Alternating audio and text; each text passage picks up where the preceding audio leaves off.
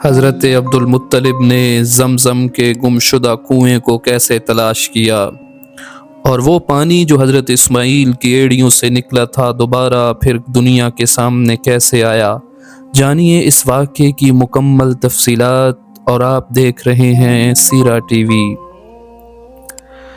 حضرت علی المرتضیٰ رضی اللہ تعالیٰ عنہ نے فرمایا، عبد المطلب نے کہا کہ میں مقام ہجر میں سو رہا تھا کہ ایک آنے والا میرے پاس آیا اور کہا طیبہ کو کھودو۔ میں نے کہا کہ طیبہ کیا چیز ہے؟ انہوں نے کہا کہ پھر وہ میرے پاس سے چلا گیا۔ پھر جب دوسرا روز ہوا تو میں پھر اپنی آرامگاہ کی طرف لوٹا تو وہاں سو گیا۔ انہوں نے کہا کہ میں نے پوچھا کہ وہ اب کیا کہتا ہے؟ تو انہوں نے کہا کہ اس نے کہا کہ برا کو کھودو۔ تو میں نے پھر پوچھا کہ برا کیا چیز ہے؟ انہوں نے کہا کہ پھر وہ میرے پاس سے چلا گیا۔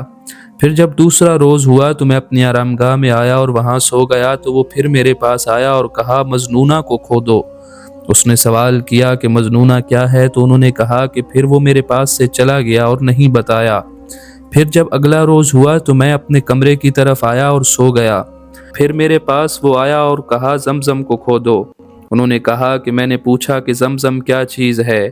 اس نے کہا جو کبھی نہ سوکھے گا اور اس کا پانی کبھی کم نہ ہوگا، اور وہ بڑے بڑے حج کرنے والوں کو سیراب کرے گا۔ وہ اس وقت لید اور خون کے درمیان غراب اعظم کے گڑھے کے پاس چونٹیوں کی بستی کے قریب ہے۔ ابن اسحاق کی روایت کے مطابق جب انہیں اس کے حالات بتلا دیے گئے اور اس مقام کی طرف رہنمائی کر دی گئی اور انہوں نے جان لیا کہ وہ بالکل سچ ہے، تو صبح اپنی کدال لی اور ان کے ساتھ ان کا لڑکا حارث بن عبد المطلب بھی تھا، جس کے سوا اس وقت ان کے ہاں کوئی اولاد نہ تھی، اور کنویں کو کھودنا شروع کر دیا۔ اور جب عبد المطلب پر وہ چیز ظاہر ہوئی جو اس میں تھی تو انہوں نے تکبیر کہی، اور قریش نے جان لیا کہ عبد المطلب نے اپنا مقصد پا لیا، اور وہ ان کے پاس آ کر کھڑے ہو گئے اور کہا کہ اے عبد المطلب، یہ باولی تو ہمارے باپ اسماعیل کی ہے، اور ہمارا بھی اس میں ضرور کچھ نہ کچھ حق ہے، ہمیں بھی اس میں اپنے ساتھ شریک کر لو۔ انہوں نے کہا ایسا تو میں نہ کروں گا، یہ چیز تو ایسی ہے کہ اسے مجھے ممتاز کیا گیا ہے، نہ کہ تم سب میں سے مجھ کو یہ امتیاز عطا کیا گیا۔ انہوں نے عبد المطلب سے کہا کہ ذرا ہمارے ساتھ انصاف سے کام لو، ہم تو اس معاملے میں جھگڑے کے بغیر تمہیں نہ چھوڑیں گے۔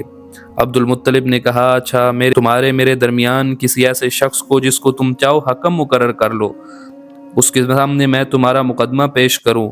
انہوں نے کہا کہ بنی سعد بن حذیل کی کاہنہ، اس کو ہم منتخب کرتے ہیں۔ راوی کے مطابق وہ کاہنہ شام کے بلند حصوں میں رہتی تھی، اس لیے عبد المطلب اور بنی عبد مناف میں سے عبد المطلب کے ہمجد اور قریش کے ہر ایک قبیلے میں سے ایک ایک شخص سب کے سب سوار ہو کر چلے۔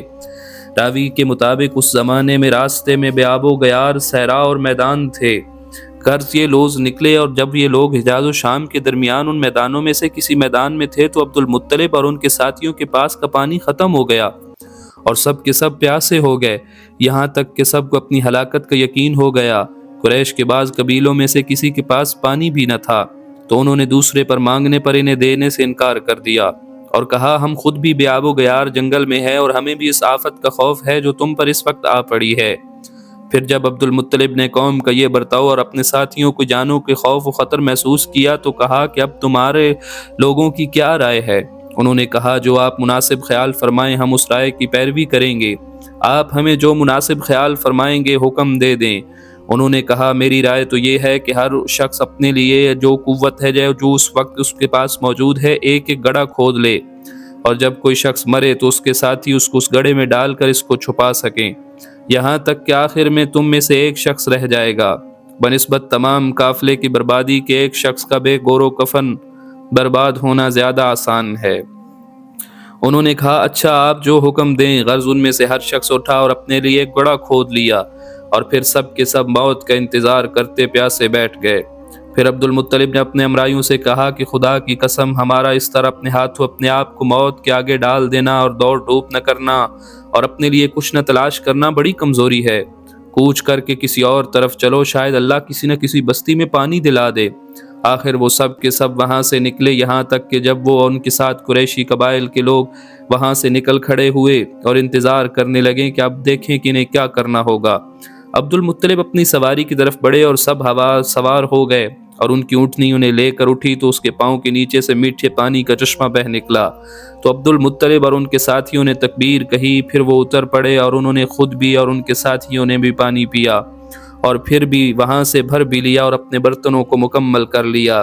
اور پھر قریش کے تمام قبائل کو بلا لیا اور کہا کہ لو، ہمیں اللہ تعالیٰ نے پانی عنایت فرما دیا ہے، پیو اور بھر لو۔